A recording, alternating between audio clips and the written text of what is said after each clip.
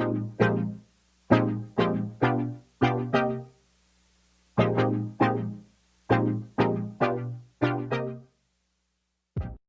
name is Ahmed Khan, and I am the founder and editor of Cell Agri and the co-organizer of the All Protein Conference. Before we go into the first round of networking sessions on day 2, I wanted to share a brief presentation breaking down the cell agriculture investment landscape, as well as highlighting opportunities and emerging opportunities in the cell agriculture ecosystem for founders, investors, and even corporates to get involved in. And before diving in, I want to share some information about how I first got involved in cell agriculture and some more information about Cell Agri. So I first learned about cell agriculture a few years ago at the end of university, and I was blown away by the whole concept of cell agriculture. Following school, I wanted to learn as much as I could about the field, the latest news and updates, company listings, and even opportunities to join the field. But I was having a problem.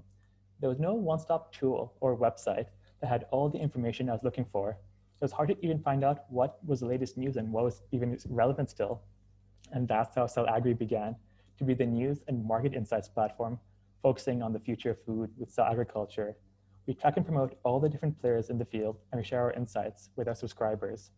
One of our goals is to become a homepage of the field where people can come to learn anything and everything about cell agriculture, from what it is to who's involved and the latest market insights and opportunities.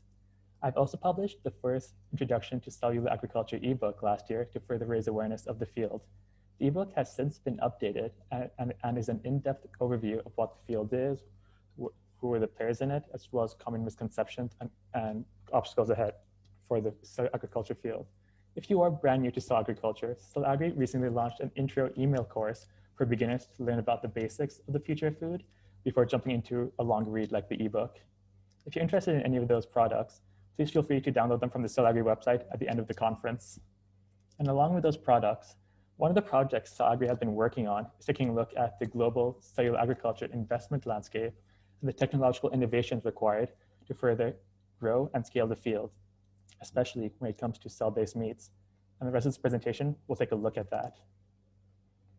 I don't want to take too long here, but for those who are brand new to cell agriculture, I want to touch on the benefits of cell agriculture and how we can build a new food system around it that can be better for everyone.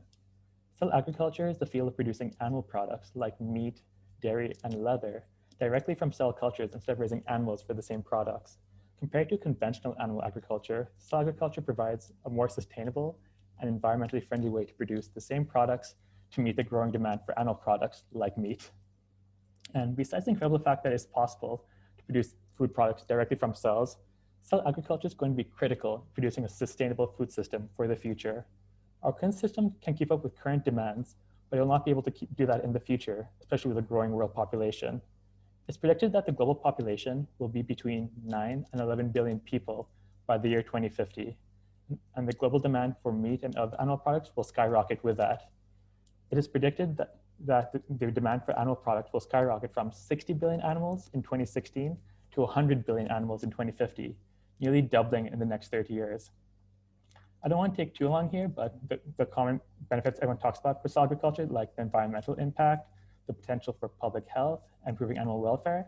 And in light of the devastating impact of COVID-19, I want to highlight the food security aspects of cell agriculture. COVID has really highlighted the needs for resilience in our food supply chains to ensure people do not lack access and availability to their food needs. And cell agriculture can help address that by being a way to produce food locally, anywhere and everywhere on the planet and in outer space. Food security has not really been a topic of conversation when it comes to cell agriculture in the US and Canada until the pandemic, but food security is actually one of the major reasons why there is an explosion of interest in cell agriculture in Asia, particularly in Singapore, Japan, and across the Middle East. Without requiring as much resource as conventional agriculture, like land, for example, countries that rely heavily on food imports can now produce enough food for their populations locally. When I first began tracking the field a few years ago, you could literally count the number of players in the field on your fingers. It was a handful of companies that seemed mostly based around the San Francisco Bay Area in California.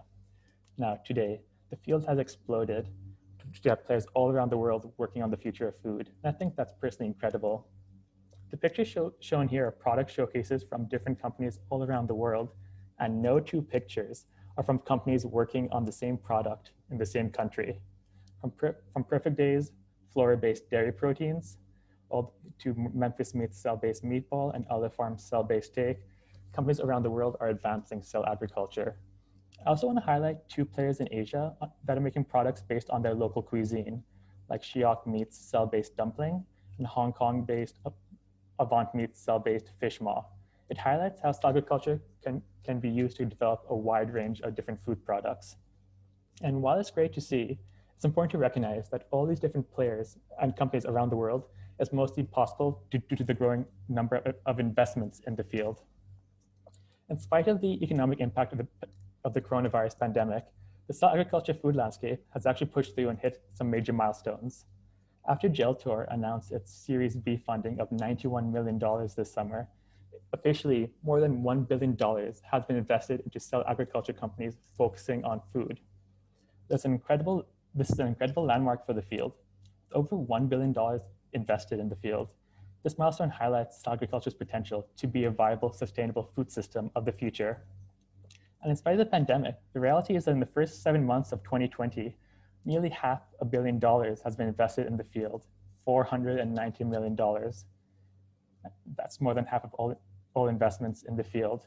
And as you can see from the graph, there's been a steady increase of the total number of investments and deals in the cell agriculture food landscape.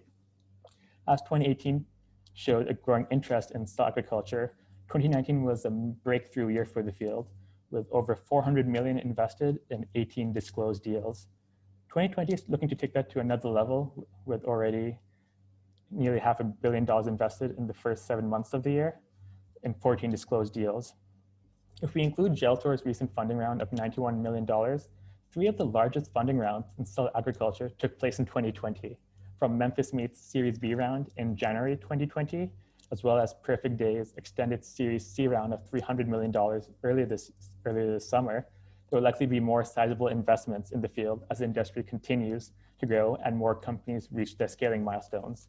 And in the context of the COVID-19 pandemic, it really is remarkable to see these large funding rounds for cell agriculture companies. While it may be difficult for new startups to raise capital to get started, it looks like investors are continuing to support established cell agriculture companies that have previously raised funding rounds and continue to reach milestones. I would like to add that this graph was last updated at the end of July to include New Age Meat's extension seed round.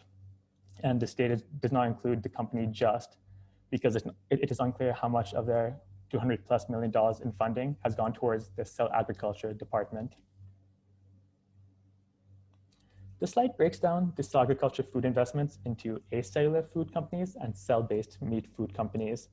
And while investments in the cell-based meat companies have grown steadily year over year, the reality is that they're second to acellular food companies that have raised massive funding rounds, including Perfect Day, Moti Foodworks, Clara Foods, and Geltor. In terms of opportunities for founders and investors, acellular food companies may reflect the perceived lower risk of entering the market, such as regulatory hurdles and product opportunity. When you look at regulatory hurdles, Perfect Day launched a limited release of their flora-based dairy ice cream last summer. And earlier this year, Perfect Day announced they received a letter of no objection from the US FDA for their flora-based proteins. By becoming the first cell agriculture company to bring a food product to market, Perfect Day really does highlight there are fewer regulatory hurdles for acellular food companies and provides a route to market for other companies in that sector. And in terms of product opportunity, cell agriculture company Geltor has highlighted how proteins can be used for food, like collagen, can have a wide range of application beyond just food.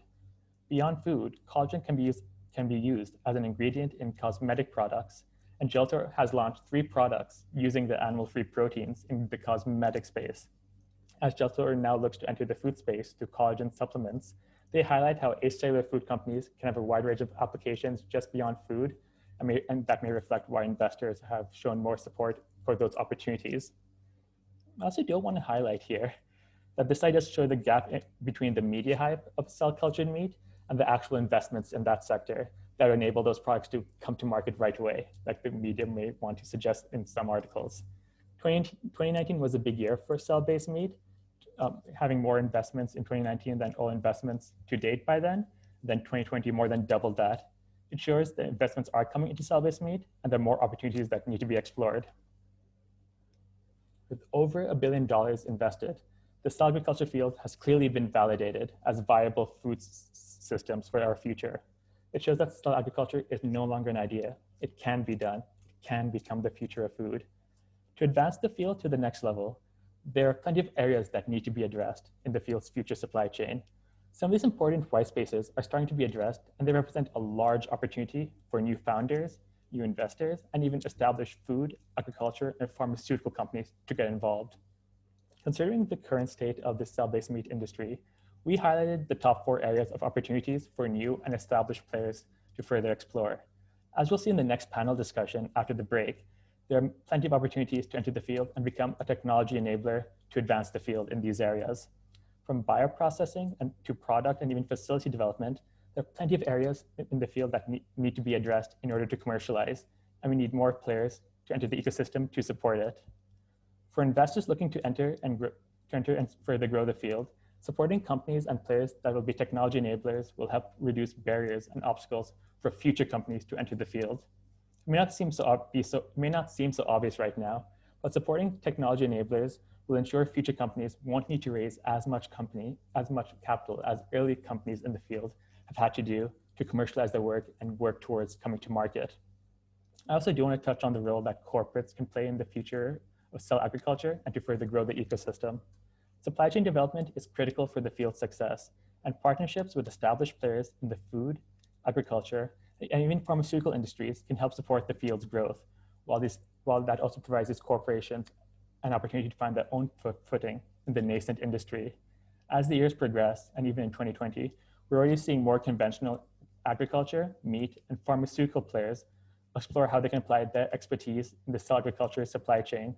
Not only will this help support new companies, it will make sure that these corporations continue to play a role in our future food supply chain, or even present opportunities to pharmaceutical and even biotech companies to become players in our future food supply chain. There's still many hurdles to come to for this field to overcome to scale, and partnerships with established industry players like corporates may help cell agriculture companies overcome them. So while it is incredible that the ecosystem has raised over $1 billion in investments, the reality is that most funding in alternative protein and the future food space has gone towards plant-based so far. Impossible Foods alone, for example, has raised over $1.5 billion. That's more than the entire cell agriculture field so far in the food space. At the same time, with growing interest and emerging opportunities in the field, it is the right time to get involved in cell agriculture. With almost $500 million invested in 2020 alone, investments in the field are only going to get larger and larger.